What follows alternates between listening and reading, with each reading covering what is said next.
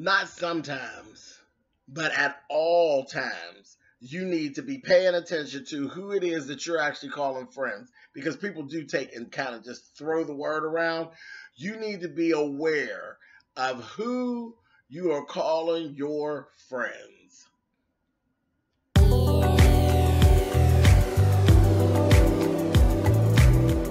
And I'm like, come on through, Cookie. I want to pull my soapbox. That's basically it. Let's talk about drag and all its forms.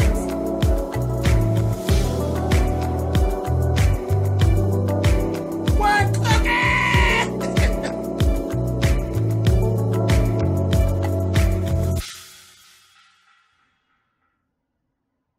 Hey guys, thanks so much for clicking on the video. This is actually going to be my review for Cutting It in the ATL, and this is season 2, episode 4.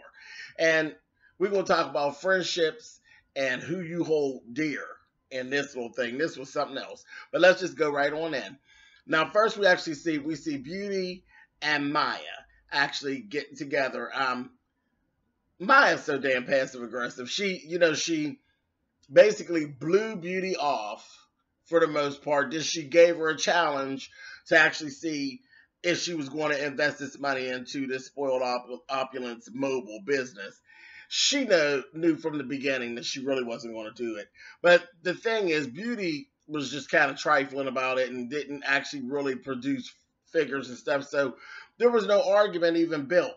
Maya invited her out, was like, girl, we ain't going. I'm not doing it. I'm not going to invest. You didn't produce any numbers, and I'm not going to invest. You have to respect that, Beauty. You didn't hold up your end, but Maya is a shady bitch no matter what. But, it is what it is. So that's that. But all this having a tantrum and snapping out and leaving out, that was useless. I mean, just go and try to get another investor or do it on your own. Fuck it. Do it on your own. Because I'm always, if you can, do shit on your own. Fuck a middleman. But again, I mean, business takes money. So, but all that begging, I ain't doing that. Okay, so next we actually have Maya and Mushia actually get together. You know what? I don't know how anybody does it. I can't with Mushia. I just can't. I would wring her neck. Maya was actually trying to have an adult female conversation with her and telling her why she felt the way she felt about the way that she acted at the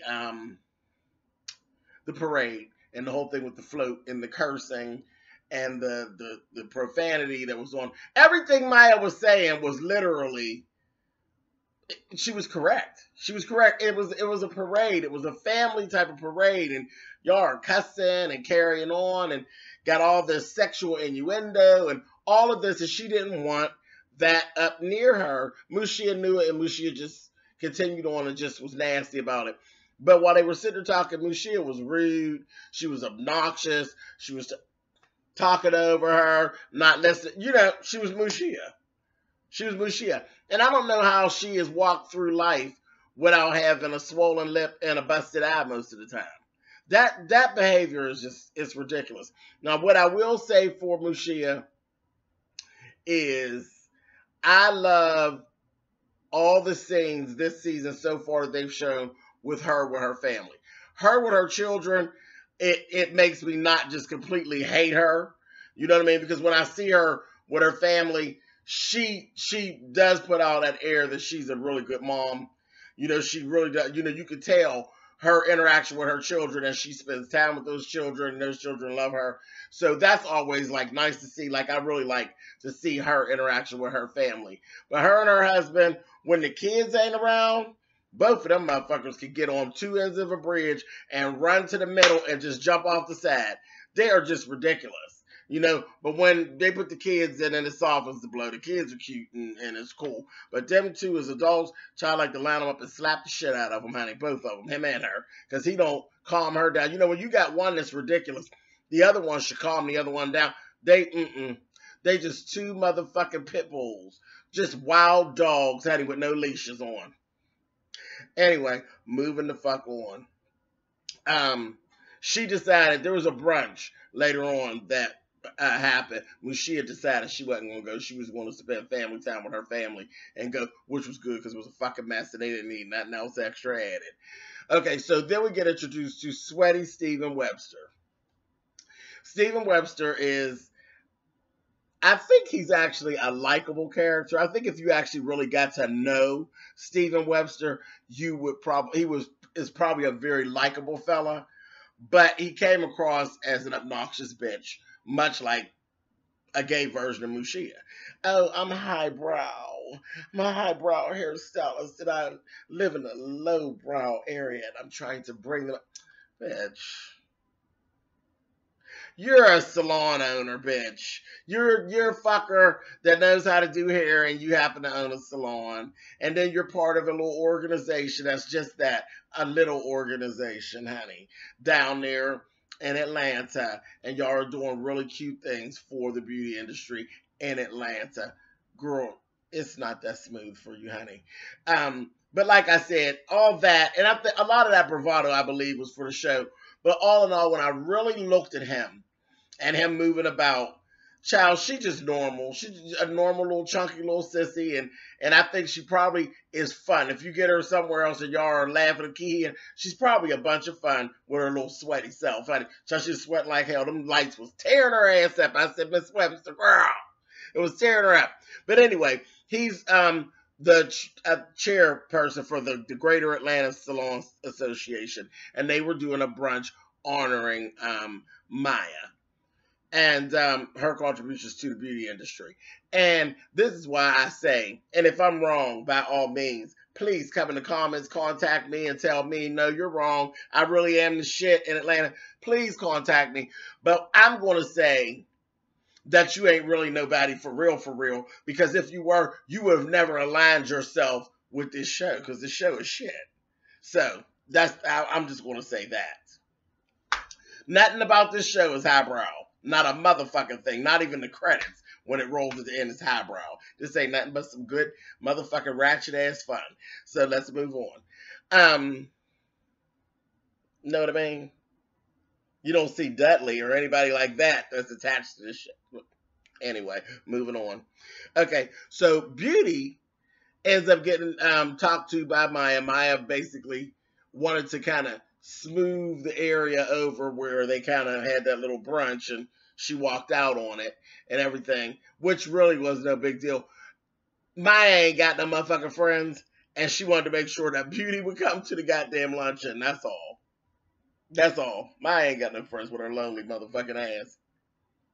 So she went to see her, invited her, and she said, oh, I got an invitation to that thing and all that. So Beauty took her ass, see, because she does too much, and this is what I'm talking about. Beauty is a snake. Beauty is a snake, and she is a bitch that you do not want as a friend. Trust me, you don't.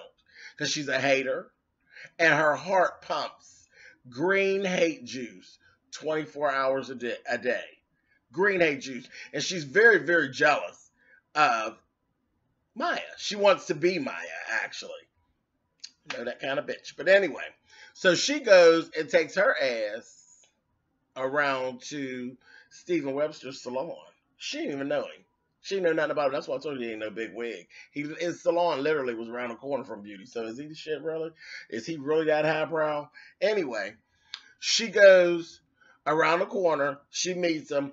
And they hit it right off. And I kind of laughed at him because he's like, oh, I think I got a little girl crush, you know, on Beauty. I said, oh, that's so sweet. You know, it happens. And I know y'all were reading because y'all know that he's clearly a sweet bottom, honey. But, child, it is what it is. Some people still have that little thing going on, and Beauty is cute. She's not a bad looking woman at all. So it was cute that Stephen professed to having a little sweet thing for Beauty, which was funny. But she went around there. She's being very shady. Met with him, and he was kind of open because he was like so happy to meet her and happy to see her, and he knew who she was. She just didn't know who he was. And we know Beauty ain't shit, so, you know, whatever. So he had a list of potential people that were going to be there. And he actually wrongly let her see the list. She seen right away that Deidre was on there and that Pat was on there. She never one time, out of the friendship that she supposedly has for Maya, she should have told Steven, hey, there's a whole lot of shit going down. And he's a sissy. He would have understood. With these ones, you got to watch these ones. She didn't say that. And that bitch was like, oh, I see them on the list, honey. I can't wait to see what happens. Hater. Because you know they show out everywhere they go. So she's sitting around waiting. And so that's kind of like, and she's sitting there with the one up on Maya, literally waiting and wanting something out of pocket to go on. Miss Beauty, you got a lot of shit with you, bitch. But I was like, all right, so that was that. Then we see Maya meet with LaKenya. And I'm so sick of her with her goddamn begging. She literally went there. She is equipped with the ass kisser gene. She went right there and literally begged and groveled with Maya for her friendship and to be put back in with pretty hair. Do you know how many different ways that I would have explained to Maya how she could have kissed my motherfucking ass? Can you all even imagine how many different scenarios that I would have created for Maya to kiss my black ass? This video ain't even long enough, okay? But no. Little Monchuchi sat up there and groveled and begged, and then even went a step further. She actually met with Steven and wanted to, you know, she got herself put onto the roster so she could give a heartfelt fake speech of her grovelation. That's a new word, child, grovelation, honey. For Maya Sly. See, I don't understand that kind of stuff. And it was so funny because when LaKenya met up with Beauty and told Beauty about what she was planning on doing, Beauty was like, oh, isn't that nice? You want to give a little tink speech, honey. I said, girl, she ain't calling you a little retard, honey. And she's done that like 3 or 4 times this season. She called her little tink. I said, child, that bitch will not keep calling me retarded on the slide, honey. But whatever. But then again, is she wrong? Moving on. So, all while this is going on, we got that motherfucker Patricia and that damn Deidre. And they're up to it. Well, it's really Pat. Pat got a whole goddamn plan. Pat's hair, when they met at a salon, Deidre and her, they met, they talked about the brunch, and they were going to be going. Pat's hair was sharp to fucking death, okay? Her weave, it was sharp to death. And it's the same weave that she actually has, I believe, in her confessionals, but they have more curls in it in a confessional, and it's just okay. When they were sitting in that salon, Pat's motherfucking hair was laid out, okay? Just had to get that out. And speaking of such, Beauty, I have to give Beauty this because I tears Beauty down because Beauty wore some raggedy motherfucking shit up on top of her head for the most part through the show. In her confessional, her little Whitney Houston bob, that with all the fullness of the curls, girl, that bob is giving me every motherfucking thing, Beauty. You need to keep your hair like that. Everything, the color, the volume, all of it, everything. Everything, bitch. Now that is television-worthy TV, you two motherfuckers. They did that shit. Okay, moving on. So Pat was actually planning a mock funeral during... Damn, Pat. It's ridiculous. A mock funeral during the luncheon. And I just sat and was like, what the hell? And she says, it's going to be the death of Maya Sly's career. She went so far as she picked Deidre up first. She showed up in a motherfucking black hearse. Okay? And I looked over at the little man they had driving. I don't know who that man is, but honey, I said, girl, you really went far with this plan. You got a motherfucking corpse driving, y'all, honey. I said, whoa. When I seen his ass on the screen, and they was all pushed up in the car together, all up in the front seat. So I said, if y'all ain't over there, honey, and got old Dusty Rusty driving, honey, they pull up in a black hearse. She literally, like part of the way, they waited till part of the way through. And she came in And Pat came in the store handing out obituaries, honey. And then, and it was a nice event. It really was, like, real nice. Mine looked nice. Too much titty out for me. But, for that event. You're in an event with a bunch of women and gay men. All that titty hanging out was a bit much. But, okay. You basically are in a room full of girls, honey. Like, they ain't really all that impressed by your titties hanging out. But it was cut too low for a luncheon of that caliber. You're being honored. Lift that shit up. Cover up some of them titties. You need a little fine tuning, Miss Maya. You ain't all the way there yet, bitch. But whatever. But she looked nice. And she was dressed in all white. She's fake as usual. She's just fake. That's just who she is. She can't help that. But the luncheon looked really nice. It wasn't highbrow. It was cute. See, again. So you got to watch the things you say on reality TV because, we're just literally waiting. People such as myself, all us motherfuckers with these little channels, honey, we're sitting waiting on you to fall on your face when you are claiming shit like highbrow. Don't you come in there talking about you highbrow when meanwhile, honey, you like me with hardly any brow, bitch. Don't. Anyway. The shit wasn't highbrow, but it was a very cute luncheon. Very cute, very quaint. Looked like a really good time. I love shit like that. Little fashion shows, little lunches and shit. I like little shit like that. It was cute. Man, them motherfuckers came up in there and turned that shit. It just turned into a fucking fiasco. They were yelling and they were screaming and they were ghetto. It was the best, honey. They were screaming and yelling and acting ridiculous. I said, look at them. But shit, Deidre's old ignorant ass, she come in the door reading. Some bitch was in there. I don't know who that whore was, but she had this fur. And again, I don't get this. She had this motherfucking fur slung over her shoulder. Bitch, you're in Atlanta. And it's like probably late spring, maybe early fall. Bitch, it's hot. It's hot. Steven's over there sweating. What the fuck you doing with a fur? She got this fur, and I don't know where she got this little fur throw from, but it really looked like roadkill. That motherfucking Deidre said, yeah, girl, all right, girl. Yes, honey, you representing the whole wild kingdom. I said, bitch, she just read you down, honey, with that dead fox laying on. It was, I said, oh, that was a mess. A mess, just roadkill. But sitting up there, honey, they cut up, carried on so bad. That motherfucker, Steven, that's why I told you he's probably funny in person. That motherfucker was in that confessional. He said that Pat needs a double dose of Jesus and a psychologist that enjoys a challenge. And I about fell off this goddamn couch. You hear me? I said, oh, Steven, you motherfucker, you got jokes. But yeah, and that's how it was just terrible. It was terrible. Beauty was so all in it. She was in her glory. She had a fucking chuckle in her belly when she seen Deidre walk through the door. She was saying, oh, what's getting ready to happen? She was all in. But you Maya's good friend, right?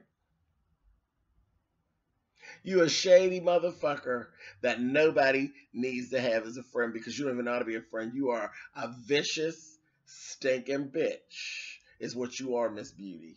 You really are. You're vicious. Absolutely vicious. The only thing genuine that I've ever seen Beauty do through 2 full seasons of this shit is deal with her son. That's it. Beauty and Mushia, when they deal with their children, I give them bitches all the props in the world. But as regular people, y'all are some fucked up motherfuckers. You are nobody that I would really want around me at all. You are not to be trusted at all. At all. She said, oh, I really didn't want all that to happen to her. Oh, it was just terrible. Then she all in the course, she was saying, oh, look at these demonic people. I said, girl, if you don't stop backpedaling and pussy popping, you were wanting this and more. A mess. So, I'm ending here, as this is where the show ended. I'm sure they're going to go further on with this, because there were some folks in there, some of the more highbrow people that wanted to fight, and they had to literally break them up. So, all this ghetto motherfuckers down there in Atlanta. I cracked up. But anyway, I'm just going to leave you with that. Friendship. Honey, watch who you be friends with. Watch who you sitting on the phone with. Watch who you vacationing with, honey. I'm telling you, Everybody ain't who they say they are, honey. Some people have scales and they steal. All right. Bye, y'all.